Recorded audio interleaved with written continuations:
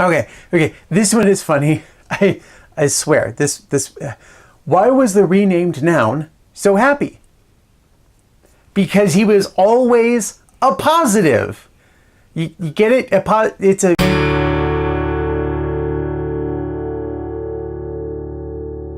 Appositives. These may or may not be new to you, but here is the definition. An appositive is a noun or a noun phrase that renames or defines a noun from earlier in the sentence.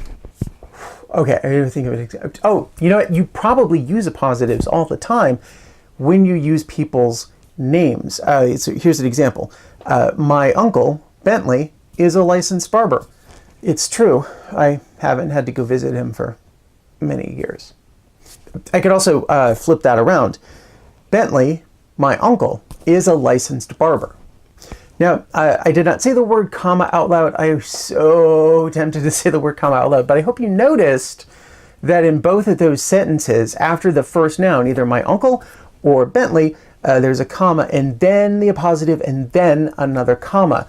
Appositive phrases are always set apart from the rest of the sentence by commas. Okay, so names, that's pretty easy. What if we complicated it a little bit? What if we made it literary? Something like Langston Hughes, a Harlem Renaissance poet, uses metaphor in the poem Mother to Son to show the challenges in a poor black woman's life. There, we've taken Langston Hughes, he's famous, and we've renamed him as a Harlem Renaissance poet, which he was. It makes for a much more sophisticated, for example, opening sentence to an essay about the poem Mother to Son than just, I read a poem called Mother to Son. That's not a good sentence. And that leads me into exactly why you would want to use appositive phrases. One of them is just for clarity, right? I might have more than one uncle, so I need to specify Bentley. Maybe you've never met my Uncle Bentley, and so I would say Bentley, my uncle, so that then you would know what his relationship was to me. The second reason to use appositive phrases is that it can help you combine shorter sentences. It's a tool, basically, for taking multiple sentences and then putting them into one longer, more complicated, but more sophisticated sentence. I could have gone with something like this. Langston Hughes is a Harlem Renaissance poet. He wrote the poem Mother to Son. That poem uses a metaphor. The metaphor shows the challenges facing poor black women. And by that point, your teacher has thrown your paper across the room and poured herself another drink. One key point about appositive phrases.